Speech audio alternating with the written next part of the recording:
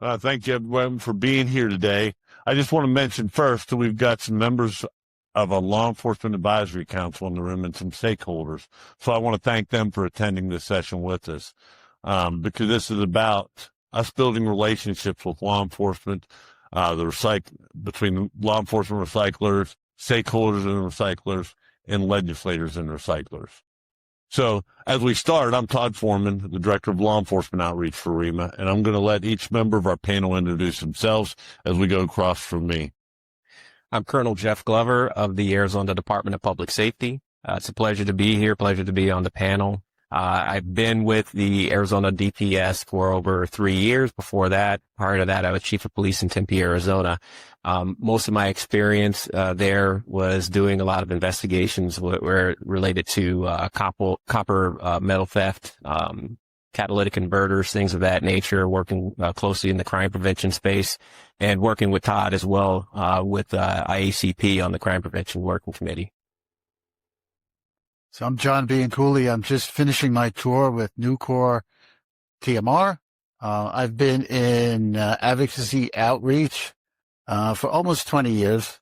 And so I'll be bringing some examples of some of the programs that we've been involved in, particularly using Florida as an example. It's not necessarily the way to do things, but it is a way. And hope we can give you some insight into that program and how it works as we go along. I'm Chip Koplin. I'm with SA Recycling based in Atlanta. I handle government affairs for the Southeast region. I've been in the industry for 37 years and been involved in advocacy, I guess, for about 25 of those years. So we will take questions from the audience. Before we started the PowerPoint, though, I wanted to ask our recyclers one question. Why do you think that the recycling industry is sometimes seen as reactive in these areas instead of proactive? I'll take that. Sure. Yeah. For many, many years, our industry was not really engaged legislatively with stakeholders, with law enforcement and everything like that. I don't want to say we had our head in the sand, but we had our head in the sand. But what happened in around 2007, when copper theft really got to be a real issue, we were in a position where laws were coming, very, very bad laws were being passed and considered. And we just didn't have the communication, didn't have the network with these legislators and other stakeholders. So we were being reactive, and that was not the way to do it. Proactive is much better. So I'm going to call you Jeff because we've been friends a long time instead of Colonel. I had a question for you, and we talked a little bit about it earlier, about what was your first impression of the industry when you first interacted with them? Not good. Just to be blunt, I had just did a stint as a narcotics detective, being out on the street buying cocaine and drugs and other things, and a lot of times stolen property as well. And so my impression of the recycling industry was almost of that of people that are, in part of illicit fencing of items, and because of the people that I'm interacting with. And a lot of times in this profession, the ambiguous and the unknown, it's just like anybody else. You're filling in blanks because you don't know what you don't know, and you don't have that relationship. But when I went from a narcotics detective to then a crime prevention detective and started getting a little bit more interactive with the recycling industry, and it was through one of a senior detective who was like, "Hey, we're going to go out to a scrapyard. We're going to have a conversation, and I'm going to show you, how this all actually works." And it left a really good impression on me, because I saw that, there was individuals that were actually proactively looking at, some of these issues and trying to work with us in solving crimes that were being committed out in the field. And so it changed my perspective. But then again, it's like, if I'm thinking that, then other cops that are out in the field are thinking the same thing, because again, it's that ambiguous part. You don't know what you don't know until you start building those relationships. Well, we had one of our partners who was with us in the LEAC. His first impression when he walked in here was he needed more handcuffs, if you remember that conversation. So he doesn't have that opinion anymore, but that was his first impression when he came with us. So as we start our PowerPoint, do we have control of it? Is it clicker? Tony does. Or is that the clicker? I guess it's already up, right? All right. So you want us to get started on that? Yeah, we'll go through your PowerPoint. You can start talking about it and we'll get the fine. Yeah. Let me give You it a have click. Let me give it a click. Yeah, there you go. There you are. All right. So engage early, build relationships, and shape policy. Okay, that's it. You can go now. We're going to get back to that. And that is what our goal is today, right? Correct. That we want to talk Right. about how we can do that. Yeah, and after we have this general kind of discussion, we're going to go back to the baseline of this session and take a look at the copy that was associated with explaining what the session is, and we'll go through each of those different areas that are presented in that little script. So, but really engage early, build relationships, shape policy. So, get involved, learn how to become proactively involved with policymakers. So in that effort, we're going to talk a little bit about, you can start at the state level, right? So state senators, state representatives, agencies, and then we'll kind of build a little bit of a vertical ladder. And we'll talk about the local municipalities and governments, which is becoming very critical. Generally, nothing is going on locally, and then all of a sudden something went on. So it's very important to have relationships at that level as well. And then we'll expand out horizontally and talk about different things you can do to become active in the community itself, including law enforcement, most particularly, but also fire and rescue, engaging with other, formal and informal leaders in the community, and building that base of relationship, because when something happens, if you don't have those relationships, at least at some level already, you're behind the eight ball. So, that's kind of the roadmap that we're going to be, taking a look at as we move through the presentation. Do you want me here. to take control of that for you, or you got control? Oh, I have control. Okay, you can keep control. You're not- Control freak. You Don't can let keep, me give it up. you have all the control. All right. So, this is copyright from the description of the session, but this is really what we're focused on. So, to demonstrate how proactive engagement with policymakers and enforcement agencies strengthen industry advocacy. So, And one thing I want to Yes, say is you mentioned state. We also want to include federal in that because we do our fly-in annually. So we want to mention that fly-in is an important part of building these relationships. okay, that's very good. And we'll talk about Capitol Hill Day Yes. too, but Mhm. when we look at them, that's at the state level. That's Yeah. where we're focused. And Kristen is here. She's Yeah. She's the one that lands. talk about federal, which is very important too. Yes. Right. So that's what we're trying to get at, to avoid policy decisions without our industry perspective, right? We're looking for a reasonable, and fair and level playing field kind of legislation and regulation without it being overly burdensome, so that we can actually, comply with it.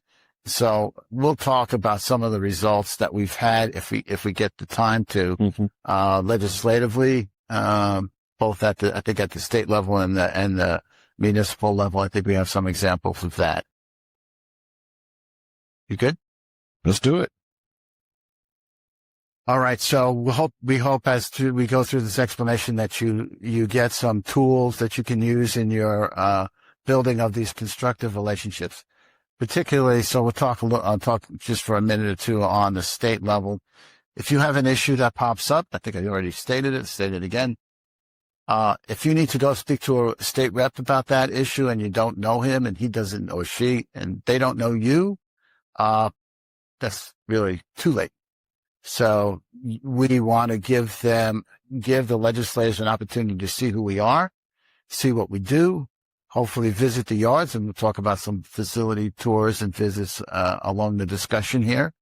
And that way there's a basis of, at least some basis of understanding, so that when you ask them or tell them what your problem is, then that's the jumping off point for that 30-second discussion during session that you might be able to get. You want to add anything to that, sir? No, just we'll definitely talk about the importance of the stakeholder outreach. I think that is one of the most important things that we can do as an industry. Thanks. And then when we get to state capitol bill days, Chip is going to take some of that, right? All right. So, yeah, here you go with your Florida map. This is All right. a great example. So this is a map of legislative visits in Florida over the current session. Current session. So, quite a few. I think there's 109 dots on that map. The big dots are, state senators. The little dots are state representatives, and, Blue dots for Blue- law enforcement? pardon me? I said blue for law enforcement, so I was hoping the blue No, dots for law enforcement. Well, we didn't track those on the map. That would have been good. Those are the two parties represented by the different colors, right? So there's about 110 dots on the map. That's about 2/3 maybe of the current legislature in Florida. So this is what a proactive approach looks like for recyclers. Yes, and I want to jump in there. I'm involved in about 8 or 10 other states, and every state is trying to get involved at the state legislature with city councils and things like that. But by far, Florida does the best job of getting their legislators to the facilities to take a tour. A lot of the legislators that are new to this, they have no earthly idea of the scope of what we do. They never had any idea of the millions of dollars of equipment that we're doing, the hundreds of employees that each yard is employing, the economic impact in the community. In the eyes of many of the legislators, they think that we're kind of like a pawn shop sitting behind a desk buying stolen copper. And unfortunately, that's the perception that many do have. And by getting them to these tours, the first thing they will say is, we had no idea. So it is so important to get the legislators and elected officials and other stakeholders to tour the facilities. So that was your impression, or was it that the recyclers were like pawn shops, basically? Yeah, in essence, I mean, the thought process was that, these individuals are almost in the same scope or function as a pawn shop, where items are being fenced, and that, like I said, from that perspective of where I was at, in terms of being out in the field, not having that relationship, with your local recycling agents. It's like I said, it's ambiguous, so you don't really know. But as I've gone on in my career, and now that I work with state legislators and everything, the importance of being able to have a relationship, I could say it's just, it is so vitally important, because of the fact that policy decisions are a lot of times being driven by an analyst, that's working for them. And then they're giving them that information. And if you're not in tune with what's going on, and you're not getting out there and proactively having those discussions, they're listening to somebody who is not a practitioner, that does not own a business, that does any of the enforcement. They're relying on individuals where they're making maybe a phone call or having conversations with the people of their network. Their network may not be deep enough, though, to really be hitting the mark, or they're not gathering stakeholders together to further the conversation to actually get to really what is important in terms of being able to make any type of substantive change. So that's why it's really important to be proactive on that end. So John and Chip, he brought up the point there that sometimes the legislators don't know what's happening in the industry. Is that what some of the problems are, by not building those relationships? Without question, because you may spend a few years to train a legislator, then they're gone or moved to higher office, And then you have the new folks that come in and they don't have any idea. So that's why it's so important to get them out, even the new folks. And to do the tours like we're showing on this map. Without question. The tours to me are one of the most valuable things that our industry can do to show what we're doing in the communities, and that we are part of the solution to solving metal theft. Because sometimes those that are not in the industry don't always realize what's happening in the industry. Law enforcement doesn't understand what you're collecting or what tools you have, and they don't understand the laws that relate to it, correct? That's right. And it's part of our responsibility to make sure that we're educating. First of all, we've got to educate the recyclers to make sure that they understand what the laws are, because we want all of the recyclers complying with the law, because unfortunately we are judged by any bad behavior of recyclers that aren't doing the right thing. So that is just so important. And from your perspective, it totally changed once you met them and went in there, because you started seeing the information they were collecting and how they were trying not to be the bad actors that you thought. Right. And that was the important thing, is being able to develop that relationship, seeing that there was certain recycling plants that are doing the work. They're actually collecting information. They're getting, photo IDs. They're going by all of the necessary steps the right way in order to try to make sure that, for one, they're engaging with law enforcement, and for two, that they're handling it in a way that, or in a manner that, essentially, shows that they're operating above board. So it's without question that they're a good partner with law enforcement, and then they're also trying to educate us, which was one of the most important aspects of it that I learned, was that even starting off with developing that relationship, they were walking around showing me like what certain items looked like as it's coming in, or how they're breaking it down, things of that nature, because that would help me with my investigations in the future. Being able to identify certain issues or certain trends that were being done in order to shortcut or to be able to circumvent. And so being able to have that ability of knowing these things up front, because we had somebody from the recycling industry, show, a group of detectives like, hey, this is what we're seeing now. That was just invaluable. Chip and John, Yeah. Is that what we can build with stakeholders also, to show when they're having our stakeholders are having issues, can they help educate us on what our members should be looking for?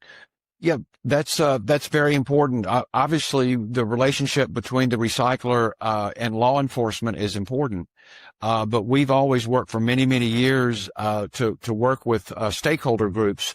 Not only is it important that we get to know the elected officials, but bring in the other stakeholders that are having problems.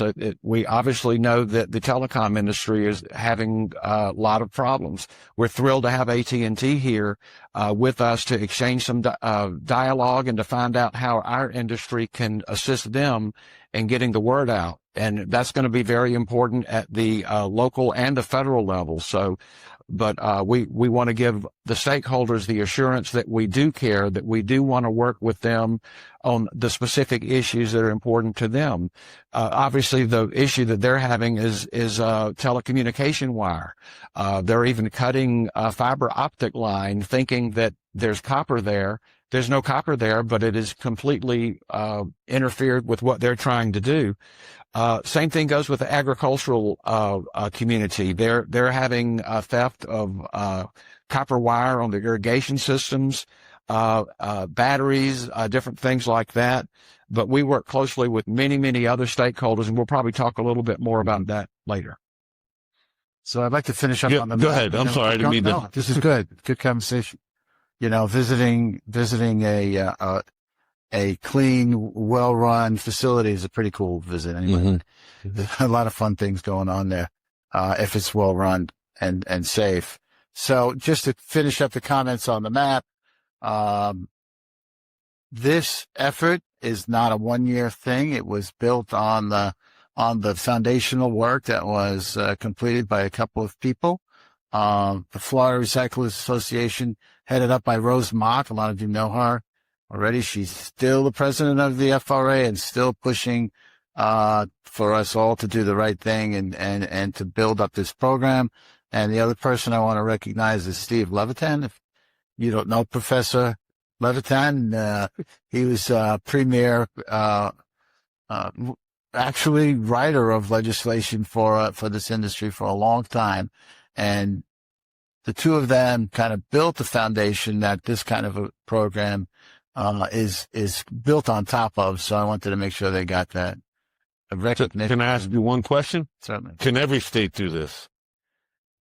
Do this kind of level of activity? Well, they need that kind of level of buy-in from the recyclers in that state. My suggestion, I know Chip has a comment on this as well. My suggestion is, if something like this works for you, then go for it, right? So we have certain pillars of the program, right? Facility visits, Capitol Hill days, local outreach, things like that. And that may look different in different states, just like legislation is, language is different in different states. So.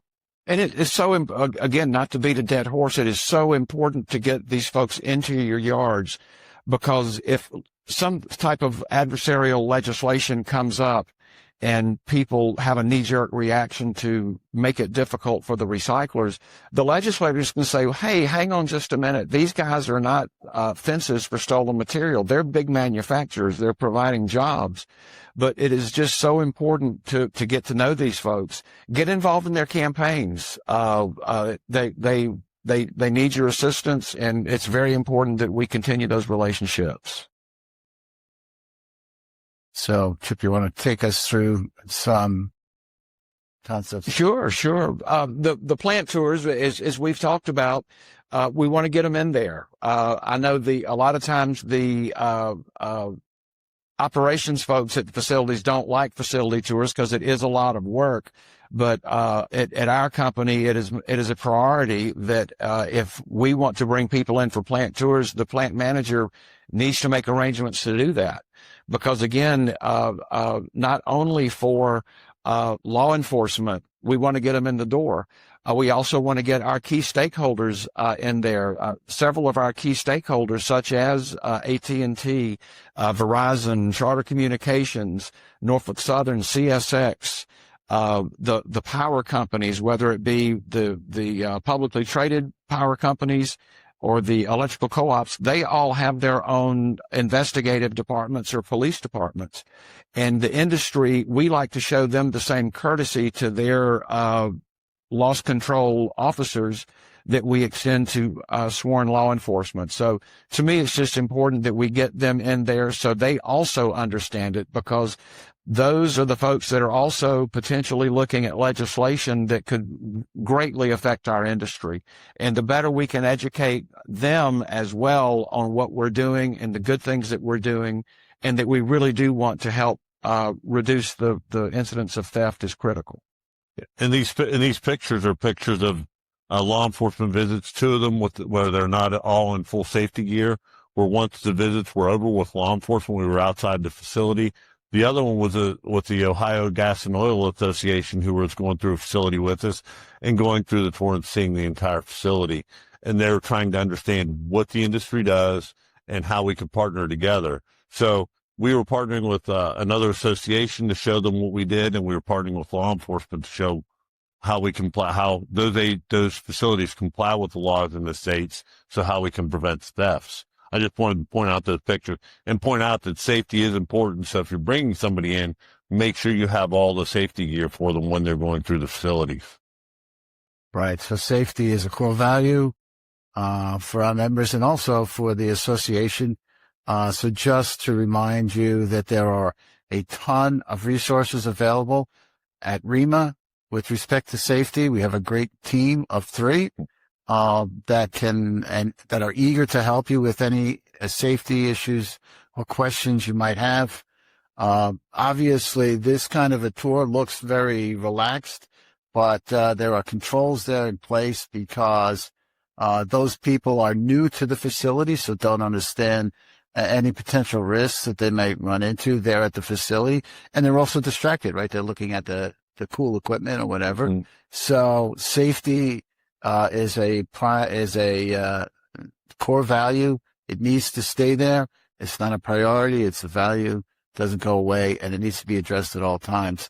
And the two challenges that the safety professionals in the industry have are when things don't change, complacency kind of creeps in, right? People get complacent with the job, and maybe they skip a step or two.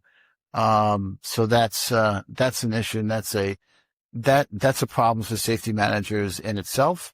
And then actually the second time that there are increased concerns is when things change, right? So things that change introduce potentially new risks.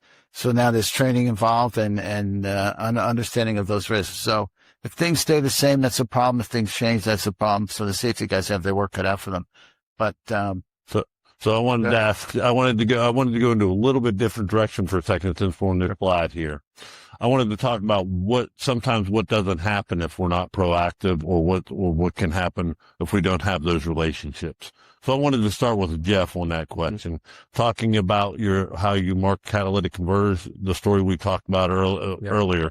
So can you go through how that evolved and how that relationship changed and how everything worked with that? Yeah, so we were having some issues in Arizona with catalytic converter thefts, as many were around the nation. And one of the things that we came up with in terms of a solution was creating this essentially a partnership with a couple of different maintenance shops. So we had like Midas and Meineke and everything, the different oil shops. And so we decided that we were going to put on a community event. And we're going to try to do a little bit more in engagement and be proactive and utilize what we had, a VIN etching program that was already in place on windshields of vehicles and everything. And that was something that we'd been doing for a couple of decades. And we were like, well, we should be able to do this on the actual catalytic converter as well. So that way it's easily identifiable. We mark the parts, try to match it back up and everything for the investigations. Between that and marking it with a specialized, like an orange coating spray paint and everything, so that way we can easily identify anybody bringing in these items. And we did host the first couple of events, which were fantastic response from the community. On the first event that we held out of Meineke, and it was they had about 8 days. They were scheduled to come in and have their cars come in and actually have their catalytic converters etched. So they come in, they have 7 days with a 8th one that was there for people that did not have an appointment. We had people that filled out the appointment because we did it in advance because we didn't know exactly what we were going to get. It filled up. And then we had it, and sort of like an excess with the one free bay where, people were just coming in, hearing about the event. And we did over 300 cars in one day. And we had another event, another 300 cars. So this continues on. And then it was like, we got the bright idea, and because we had completely forgot, we left out our recycling partners and didn't tell them that, hey, this is what we're doing. So we go back and, you learn these lessons, right? So we go back and we started having the conversations going around to the local yards to have them understand, because we're like, our bad. You saw this in the news probably, and this is what we're doing. And we want to make sure that we're good partners and that you have an opportunity to see the operation and see how we're actually conducting these VIN etching events. So that way, you know exactly how we're marking the vehicles, what it's looking like, and how we actually are coming together as a community. And that was for the city of Tempe when I was chief there. But that was, a great way of being able to not only, market and advertise what was going on as an issue that was very systemic within that community. But to let the community know and have peace of mind that, hey, they're actually doing something proactive about it. They're working with, different shops within our community to be able to access and get to, and we can have our vehicles marked.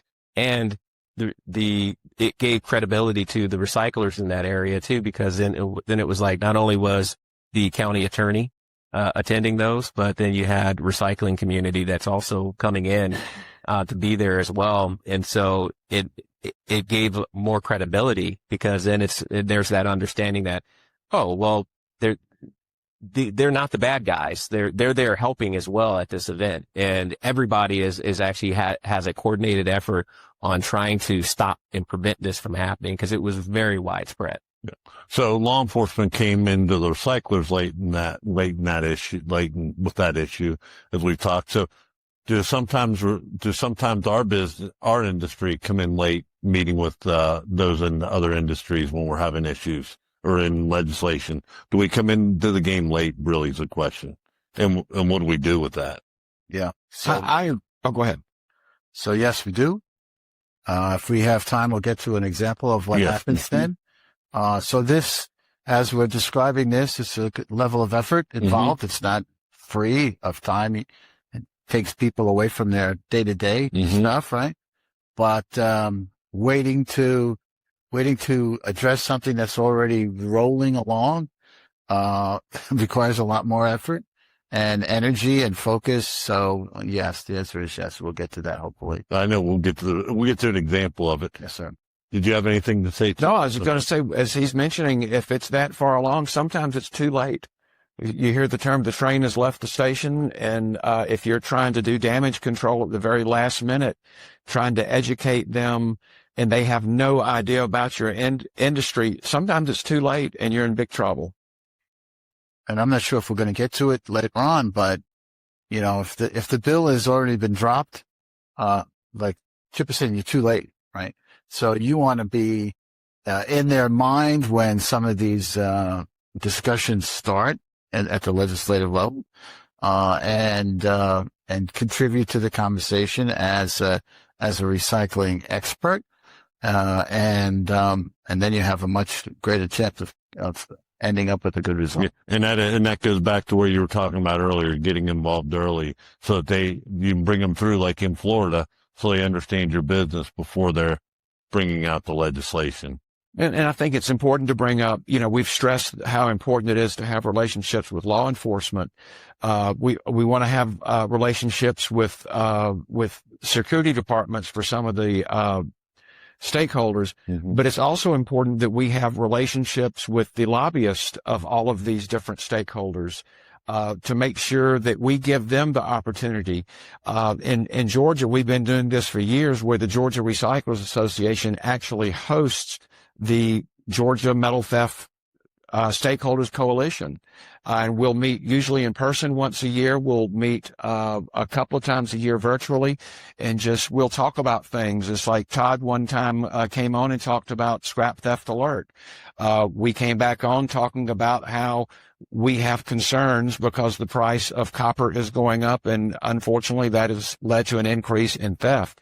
But to be able to educate them, the lobbyists at the state capitol level, to make sure that they understand what we're doing, give them the opportunity to let you know what's bothering them. Are there any target items that are being stolen that we need to be on the lookout for? And you can also kind of take their pulse to see what might be on their mind as far as potential legislation.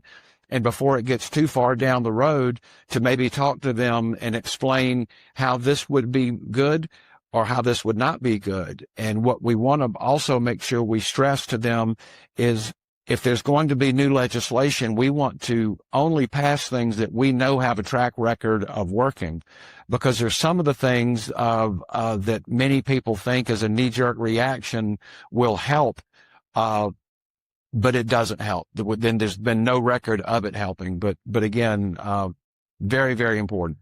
So, John, before you click to the next slide, Yes, sir. Can an individual recycling facility do this right here? How would they do that? Well, actually the tours themselves. Yes, that's what. Yeah, Sure. slide. The tours themselves are, and this is not just in Florida, right? No, yes, Across a lot of the states, right?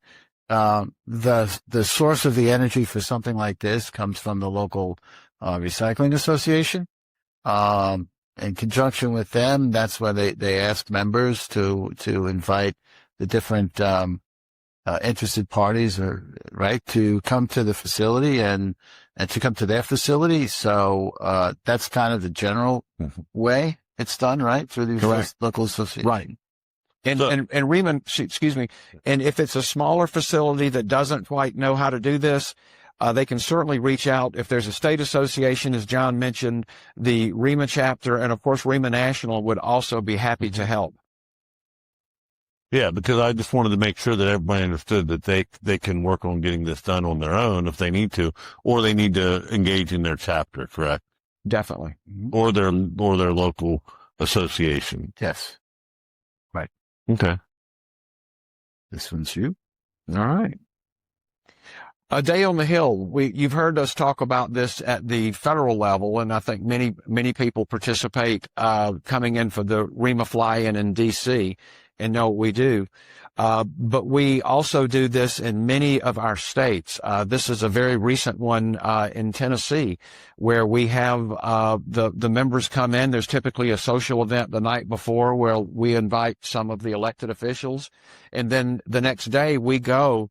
And our lobbyists will bring in different legislators, key committee heads. It could also be regulators such as Environmental Protection Division to talk to the group about what's going on, what's important. But I can't stress how important this is to go to your state legislatures. We in the Southeast, we just wrapped up. Gosh, we had 3 within 2 weeks. We had Georgia, Alabama, and Tennessee. And this way the lobbyists have the opportunity to meet to introduce you to the important people. And then after we break up the formal sessions, what the lobbyists will do is they will pair up the ReMA members with the legislators that represent their different facilities. So we can at least meet the legislators that represent the facilities, let them know that we can be a resource for them. In many cases, offer a plant tour to them. This is a great time to offer them a plant tour to learn more about it. But this is critical. It really is. So do you want to wait until there's a problem before you do this? No, you don't. It's, you go back to proactive versus reactive. This is proactive. And what's kind of nice is you go in there and they're sitting around the table like, well, what do you need from us? And it's nice to say, well, really, we don't need anything. We just want to say hello. We want to let you know that the industry cares about the issues. We want you to be to know that we can be a resource. Typically, they already know who our lobbyist is, and then they can reach out to them. But again, this is what I call preventative maintenance. And we stress this, that, you spend a lot of time on preventative maintenance for your equipment. But in my mind, this is preventative maintenance, and you don't necessarily have to have a problem. Certainly, if you have a problem, you want to go. And in those states like these, if you already have those relationships, it's a lot easier to have a positive effect on the legislation. Oh, you got something? Go ahead, Jeff. Just real quick, just want to add something to it, because that was really, really great information. But one of the things I also want to add into this is that from a law enforcement perspective, if you are looking at potentially running a bill or anything of that nature, having the buy-in of your law enforcement association or anybody that's there locally on the ground is going to be extremely important as well, because they're going to be looking to see if there's any unfunded mandates that's going to actually be attached to that. The agencies typically are going to be a little bit worried about being put into a position where they become cash-strapped. So they're always going to be having a watchful eye as to whether or not there's going to be something that they're doing extra, which they typically don't mind, because usually it's like, we get a lot of stuff thrown at us. We just get it done and just do the job. But if there's opportunities there where it's going to cause some type of a work impact where potentially we'll have to get an extra personnel or something like that hired, it's being able to also have the ability of adding some level of funding to it as well. So that's like the State Police Chiefs Association or the State Sheriff's Association, or even the FBI National Academy Association for the region, talking to all of those. Absolutely. Yeah. And I'll add, back to the stakeholders coalition that we have. From day one, the chiefs of police have been a part of this, the Sheriff's Association, the Prosecuting Attorneys Council. We want to make sure that they all understand what works and what the impact of certain legislation would be on us. And again, another thing that we continue to stress is that for the most part, in pretty much all the states, there is adequate legislation on the books, but the problem we have is enforcement. And that's something that we push. We push it as the recyclers. We also try and get our stakeholders to please stress to law enforcement that this is important. Unfortunately, property crime doesn't always rank at the highest of the list, where if it's a small law enforcement agency and they have one or two investigators, they're not going to investigate property crimes. They're not going to investigate copper theft or auto theft. They're more concerned about violent crime. And that's unfortunate. And what's even further unfortunate is the criminals know that. And they know that even if they do get caught, they're typically not going to have any type of harsh punishments. But that's why we're pushing hard for enforcement. And does that surprise you that on the law enforcement side that they're property crime ain't sexy? Yeah, there you go. That's the reality, right? I mean, look at every TV show that you see. It's, something related to homicide or some sort of critical incident. It has nothing really related to more along the lines of property crime. And that's what gets the attention. Yeah, that's what gets everybody's attention. That's what's on the public's mind. That's what's in their consciences. What is, going to potentially impact me in a negative way that, impacts my quality of life. Now, the property theft, it does that. And those are things that are the small things that we do have to pay attention to. But more and more it is those big crimes or homicides and things of that nature that's getting everybody's attention, because there's the public outrage that comes along with that. The property crimes is usually it's a buildup. And you'll see a crime trend and it spikes, and it's probably been going on for a long time, and it's irritating people. And then it gets to a certain point. Well, then it becomes that it grabs everybody's attention. Sort of like how catalytic converters were under the radar for a long time, even though we knew it was an issue, but it became a national thing, once people started to recognize that how badly impacted they were. And then when you're having to pay for that new converter, put on your car $2,000 and $3,000. So we spoke a little bit about visits, tours, capital days. Here's another tool in the toolbox with respect to Draft Theft Alert. Yeah, this is a tool that works between law enforcement and the recycling industry. So if we're all and anybody can enter the theft into the system, and it's provided by ReMA for free. So there's sometimes thoughts that everybody that's a member of ReMA uses this system. And I find people every day that I talk to that are members of ReMA that don't use it. So I try to get it out. And this is an easy system. It's easy to log on to, and you can put the information in there. Just real quick, there have been successes. We just had a cargo theft where we recovered, I think it was $121,000 of copper on a cargo theft using this system from two of our members. So I would encourage everybody to use this, because you receive the alert from law enforcement or the victim of the crime, and then you can catch that person coming in. We've recovered $6.5 million worth of property almost with this since the system's been operating. So this is an outreach tool that you can share when you're going into speak with your law enforcement, your legislators, all of them, to make sure they're aware of it. And it's important. And Todd is there to support. He can do online trainings. If it's a large enough company, he will fly in to do on-site trainings with if it's a sheriff's association, or if it's a large company that has their security people coming in, he'll do that. But it's important that the recyclers, as you're meeting your law enforcement folks, make sure they know about the program. Let them know that there's no charge. And the same goes for the telecom folks, the electrical companies that all have their own police departments. They're also allowed to participate in this. So we want to encourage that all of the stakeholders are using this, because it works.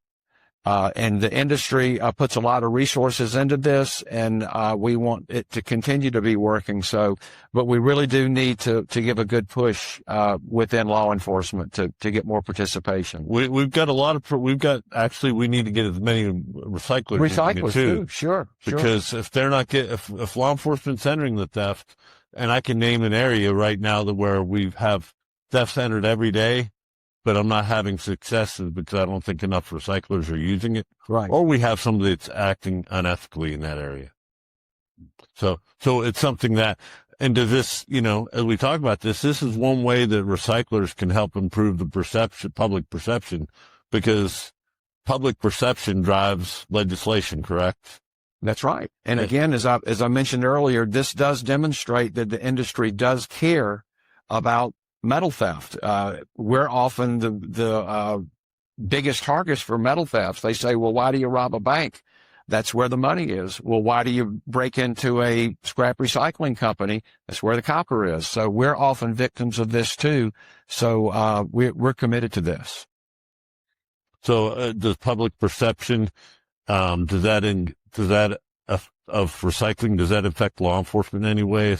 The public perception of recycling is negative at times because of metal theft? Does that affect law enforcement? I think it does. I think it does have an impact on law enforcement when the public perception of recycling is that they are fencing or they are part of the problem. And that's why when we were doing the catalytic converter operation, it was important, even though we had sort of dropped the ball initially, it was important to invite the industry into that space. So that way they were also getting some credit too, because, the relationships within that community were really good, and it was really good with the recycling industry. We just didn't think to make sure that they were included in that on the back end. So that way they knew how we were marking those items. But, again, it helps because of the fact that it helped to provide that credibility that they're doing the right thing. They're here, and it's, like I said earlier, it's taking away that ambiguous part of it where you're filling in the blank and thinking that,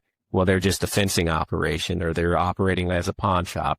No, they're actually here trying to ensure that they're doing the right thing, and they're working with us to come up with a solution. They're not a part of the problem. Good. So continuing on that discussion of tools, outreach tools, I want to pull in the fire and rescue department element of it. Yep. So there's two pieces to that: developing an emergency action plan, right? And we know the importance of that, particularly with the influx of fires at vacuum facilities. That gets the attention of the local fire department, and typically they want to know what you're doing to mitigate those risks. So developing an emergency action plan is pretty critical. We had a project, there's multiple projects going on, I'm sure, but we had one in a county in Florida. There was a big fire, and the chief called in the recyclers in the community and said, look, let's collaborate on a solution for this to reduce the number of fires and the intensity of it, or we can regulate it, whatever you guys want to do. So that got us attention. So we worked with the department first. We worked with the local recyclers, put together an emergency action template that we thought we all could work with. And the concept there is to, wherever you are in the sophistication of your action plan, start there and continuously improve it as you go forward. So that was presented to the fire department staff. They came back with their suggestions. Of course, we incorporated those in and gave it back to them, and now that's going to be shared at the FRA meeting, the Florida Cyclists Association meeting, with the members across the state, and the fire department themselves are going to share it in their area of interest, and also potentially promote out more from there. So that's one thing. By the way, the ReMA assets with respect to fire safety are growing and developing, maturing, and there's some really good ones there. So you definitely want to take a look at what's on the website for those kind of issues. Yeah, and the safety team will help you facilitate a visit with your fire department, because that's part of what you just said. You need to have them there early instead of waiting until there are problems again, right? Yes. Yeah. Can I mention something about vehicle extrication training? Sure. On the subject, I know this is not relative to copper theft or metal theft, but with those relationships with the fire departments, of course, we want to bring in all of our local fire departments to make sure that they know how to get in. Is there do they have a key, or is there any type of emergency access? We want to make sure they have all the contacts of our people that can get in there. Want to know where the fire hydrants are. They want to know what the flow of materials is. Because it's really, really important. And part of that, and many of our metal recyclers and auto recycling partners, they will bring in the fire department to do extrication trainings where they do jaws of life to try and train them on that, and they're very grateful for that. And but it again, that outreach is very important. Sometimes we can do trainings in confined spaces. We can help with that as well. But we just wanted to mention that that's important as well. And firefighters always like tearing cars up, so. Yeah. And they also like a good free lunch that we provide. They do. Yeah. It's called pre-shredding. Yeah. So, I think allowing the local rescue department to train on these end-of-life vehicles is probably one of the best things we do as an industry. They get to understand how their tools work, what they can do with those tools. They come in with a plan. They actually ask us to stage the vehicles a certain way, which we do. And they attack the problem with their plan A. And if that doesn't work, they do their plan B. The whole intention is that if they go to an emergency on the side of the road, they have a plan in place. They know how their tools work, and they have a better outcome, hopefully, because of that. So we have a very short video of the. Go ahead. Thanks, Tony. I'm with Gainesville Fire Rescue. What you see behind me are vehicles that are donated to us by Trademark Recycling, DMR, right down the road over here. We've been in partnership with them over several years now. When we call them, we ask if we're able to get vehicles, how many and how we would like them set. So we kind of arrange them in different situations, and provide valuable hands-on training for all of our firefighter members to be able to get hands-on with the tools to try to extricate in different situations in cars in different forms.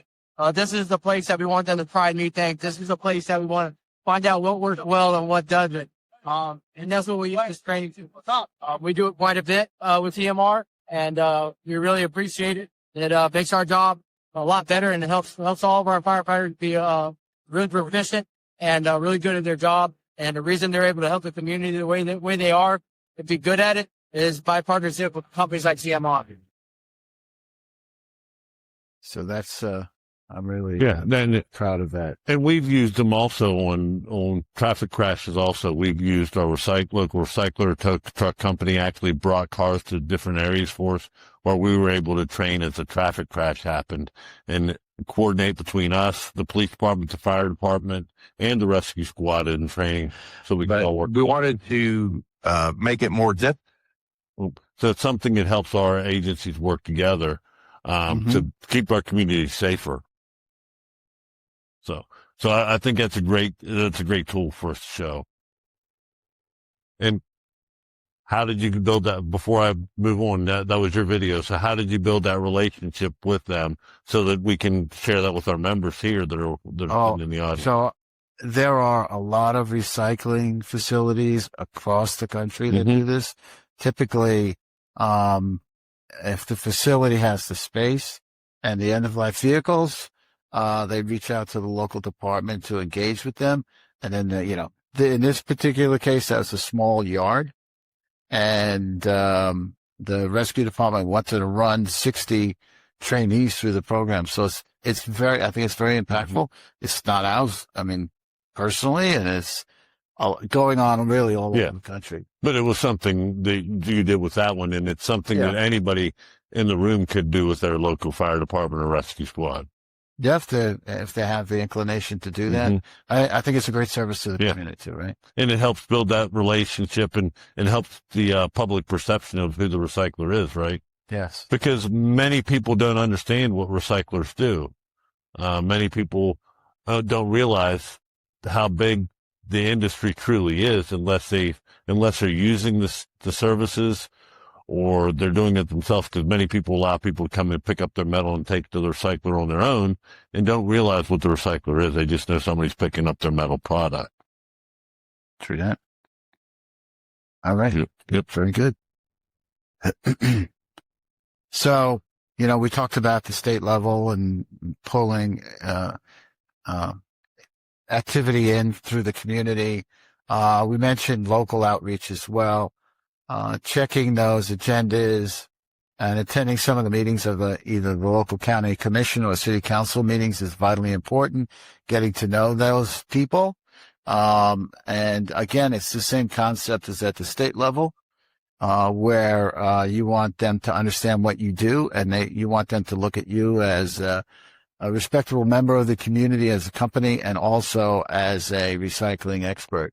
Yeah, because you don't want to be, if you're not looking at the state legislative's agendas or your local ordinance agendas in your local government agencies, you might miss something, right? Correct. Yeah, local's very important. You do want to, like it says here, keep up with their agendas. You also want to pay attention to planning and zoning to make sure that there's no issues with that. In addition to those relationships with the district attorney, with law enforcement locally, you also want to make sure you maintain a positive relationship with your neighborhoods. If there's neighborhood associations in the area, you want to be involved with them. Make sure that they know that you're committed to protecting everything in the community. And just being a good citizen, making sure that they understand what we're doing. And that's what's important, being a good part of your community. Right, absolutely. That's the foundation. Yeah, that's the foundation of all this, is being an important, good partner in your community. And that could be all the things you're talking about. Even with law enforcement, you could provide ability for them to do training in your facility, have them use their narcotics dogs to train in your facility, because it's easy to hide stuff in your facilities. Now, the difficulty is making sure everybody's safe while you're doing it, and the dog's safe because of the dangers in there. But you can use that. You can use warehouses. There's all kinds of things, and then provide lunches, like you said, or other things for those members. Mm-hmm. And we've done that in some yards, right? We've had the canine training. Of course, that happens when nobody's in the yard. Yes, there's nobody there. Yeah, that dog is in charge. It's usually safer that way. Yes. So yeah, we reach out that way as well. And developing those relationships, as Jeff says, with law enforcement is critical, right? Because we're not always perfect with what we do. Right? Yeah, unless you want somebody in there to wear the bite suit, if you've never seen it, and have them run and have the dog run and grab a hold of them and knock them down. That's the other thing that right. So, good. Do you want to have anything else to say? So yeah. Let me say this first. We're at a point where if anybody has any questions, there are two mics on the sides. You can stop and ask us questions. We're not near the end yet. We've still got more information. But I also wanted to give opportunity if somebody had a question for us to ask a question, because we got about 15 more minutes left. So go ahead. Now, do you have something, Jeff? Yeah, just a couple of other things to consider is one, when you're talking about facilities, especially large scale facilities, I found it very valuable of having that tactical teams go out to certain areas to be able to actually scout, especially when they're having new operators that are being added to the team and everything, and they have to be able to do scouts on missions, and that's basically doing an assessment on how they would approach a certain situation, and being able to have dynamic opportunities to be able to look at the dynamics of a yard or a facility, something that's open air. Allowing for them to conduct that training is very helpful for them, and it's helpful for the operators' learning and growth as they're learning how to do all of this stuff. Another thing is that a lot of times your school resource officers are doing staging events. Sometimes in Arizona we'll do large scale events for impaired driving, utilizing those crushed vehicles as sort of like displays. That's something that is very impactful for youth programming, right?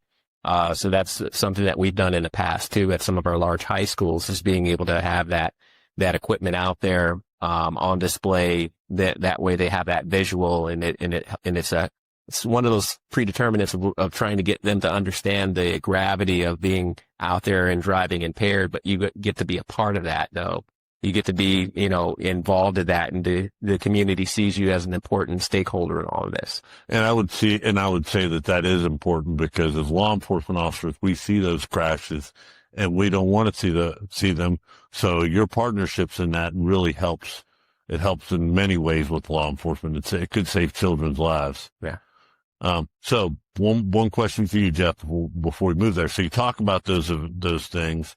How would a recycler in this room, if he was in your community, build that relationship or get that to happen with you? How would they reach out to you to get that to happen?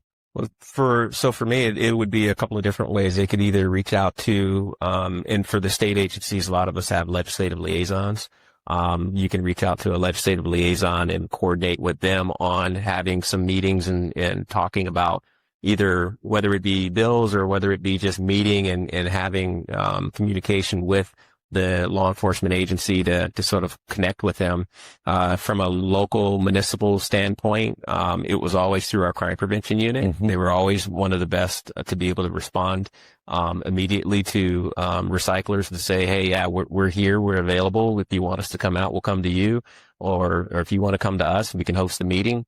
A lot of times it's just being able to do the introduction, getting a little bit of FaceTime with those individuals that are leading it for their agency. And then it really the relationship builds from there, because they really want to know exactly what's going on from your perspective and having an understanding of what you're doing. And they're going to be looking at what's the win? How can we both win in this scenario? What are some good things that we can do from a partnership standpoint? Because if that detective is getting hit with a rash of metal thefts, they want to figure out exactly, how do I attack this situation and how can you help me with it? And so being able to get that feedback and being able to really sit down and discuss what you're seeing from your perspective helps them with formulating that plan of action. And you get to be a part of it as well. And that's the bigger piece of it. And when accolades are given, it's always good to be able to say that, hey, we had help from this association. We had help from this recycling group. We had help from these different entities, and they were all a part of this ecosystem in being able to prevent these crimes from happening. Right. So I'm going to change it a little bit for the two of you. So, because we talked about how we reach out to stakeholders and work with stakeholders. Well, our stakeholders, a lot of times, are being victims of crimes. So sometimes we're waiting until the last minute to reach out to them, because once the crime started happening is when we're reaching out to them. But what ways would our members that are in the room be able to reach out to their stakeholders, and who should they reach out to in those cases, and how would they do that? Yeah, it's important. We've already talked a little bit about Scrap Theft Alert. We want to encourage the stakeholders that are experiencing thefts to please let us know, because we get reports that many of them are having thefts, but we're not aware of it. But if we are aware of it and we can get something out through Scrap Theft Alert, and Scrap Theft Alert pretty much is targeted within a certain radius of the zip code where the crime takes place, and that goes to the recyclers in that area. So again, they can help us with doing Scrap Theft Alert. But how do you reach out to them? How do you get to know who they are? Well, you're talking about the stakeholders? Yeah, how do you get to know the stakeholders? Yeah, you've got to build those relationships, whether it's through if you're using a state lobbyist at the state capitol, you'll have a good list. I'll just run through. I've already talked about our partners with the telecom and electrical companies. We work with the county commissioners. We work with the builders and contractors. I've already mentioned the railroads. We work with the Auto Dealers Association. I've mentioned the Farm Bureau. Agribusiness is important. Chiefs of Police, Cable Association, Department of Transportation. They are often have things stolen, such as grates, and that's a very big safety issue, or manhole covers. So we want to make sure we're working with them. We work with the Mining Association. Georgia is a big poultry producer, so we work with the Poultry Federation. We work with Home Depot, since Home Depot is based in Atlanta. In fact, Todd has done some training sessions for their folks. Home builders,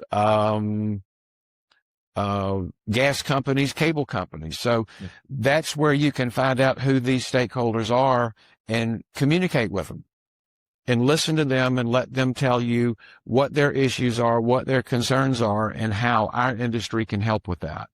And try to do before there's a problem. Absolutely. Yep. Proactive. And that's why now that, for example, Georgia and Alabama legislative sessions are over, we're going to get our stakeholders coalitions together just on a Zoom call just to say, hey, wanted to touch base. We know that there's still some copper issues going on for the telecom guys. This is what we're doing to help.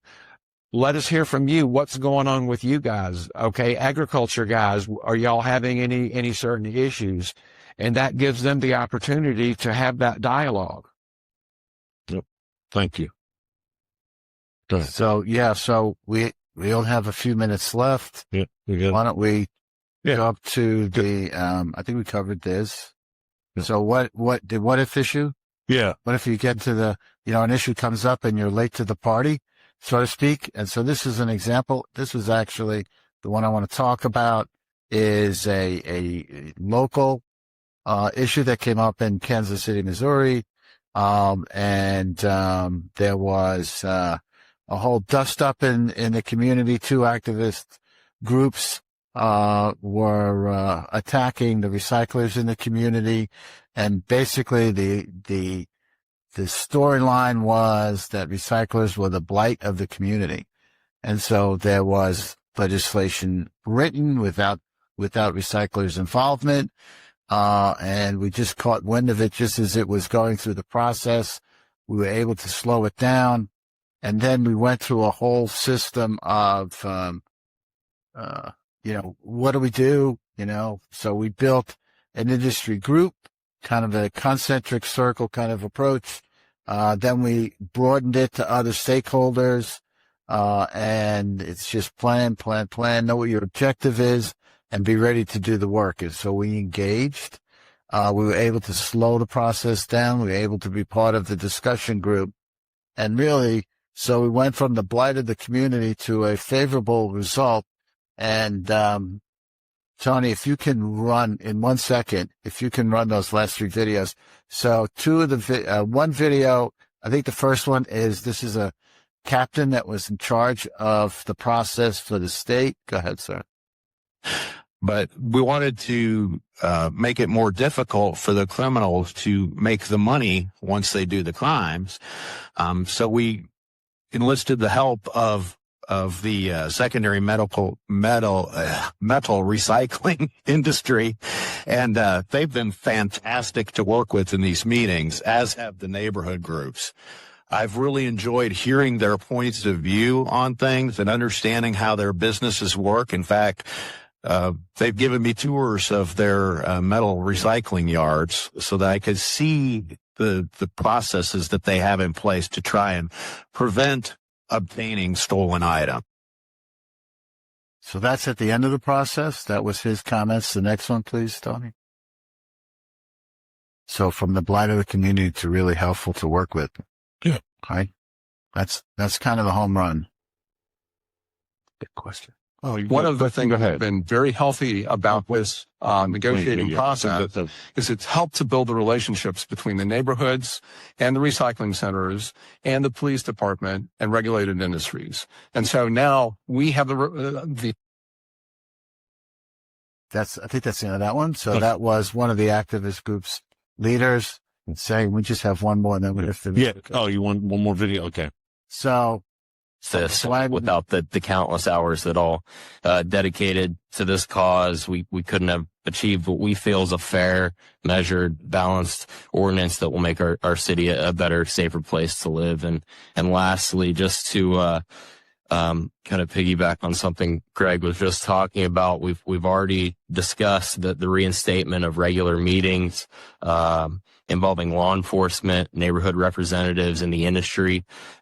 We look forward to participating in those meetings, working collectively on any issues impacting our city, our neighborhoods, our people in the future. That's all I have. Thank you.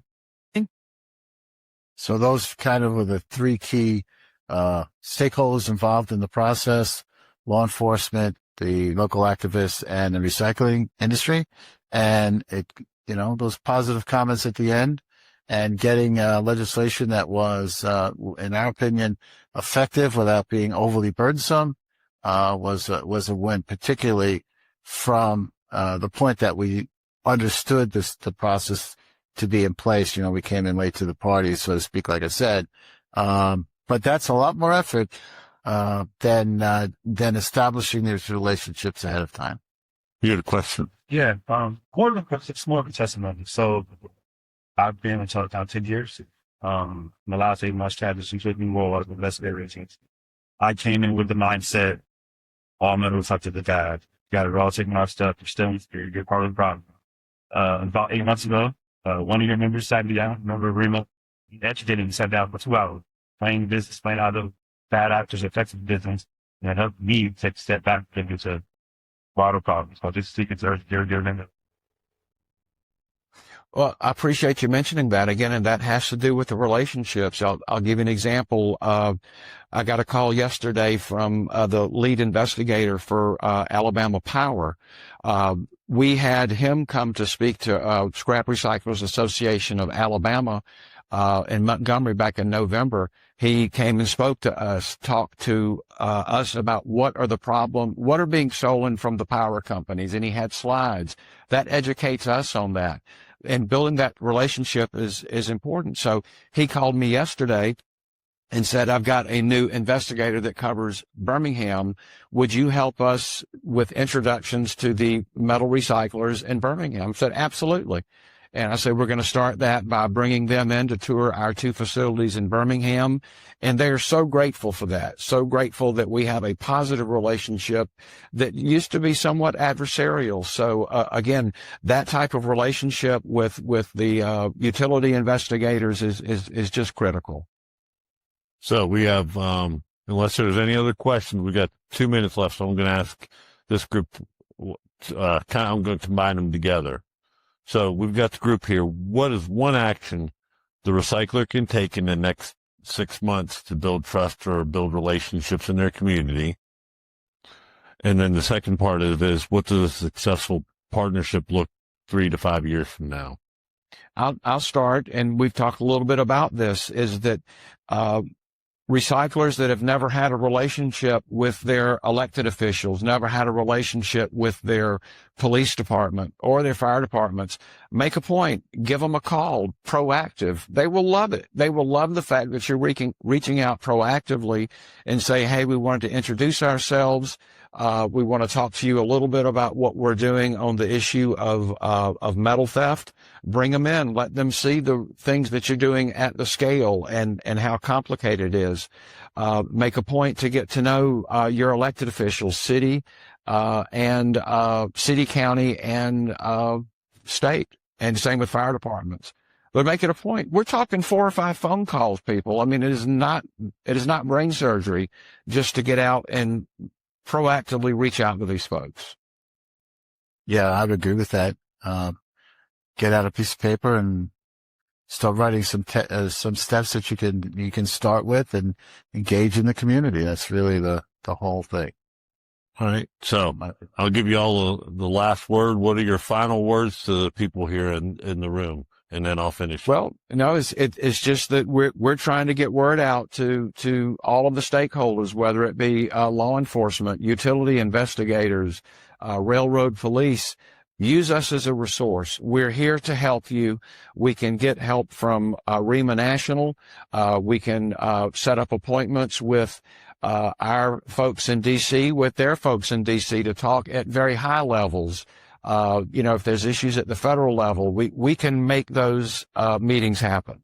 And please lean on us. Yeah, and I would say connect to the local recycling association and see what they're doing, and see how you can participate in a way and at a level that makes sense for you. And also, if I might add, the hockey playoffs are about to start. It's a very exciting time. The Buffalo Sabres are in the playoffs for the first time in a long time, so that's pretty exciting. Brian and Adam Shine both are jumping out of their skin over that. They won't give me a ticket. I don't know what's going on with that, but it's really cool. So it's a fun time. We'll see if we can work on that. There you go. I'd say proactively engage with law enforcement. That's the biggest thing you can do in the short term, is start building that relationship. When you're looking at it from the long term, having, the ability in about 3 to 5 years, having an evergreen calendar that's already like preset, where you already know that you're going to have certain events that you're going to be engaged with in terms of partnership. That's really where you want to be. So that way that you're constantly having connecting points, with law enforcement, and that you're constantly engaging with one another and working, in tandem, within your communities. And I'll build off that. Collaboration is key. We're all partners, no matter where you stand. Whether you don't agree on everything, it's okay. You can still work together to solve the problems. I go back to my policing career and to the father of modern day policing, Sir Robert Peel.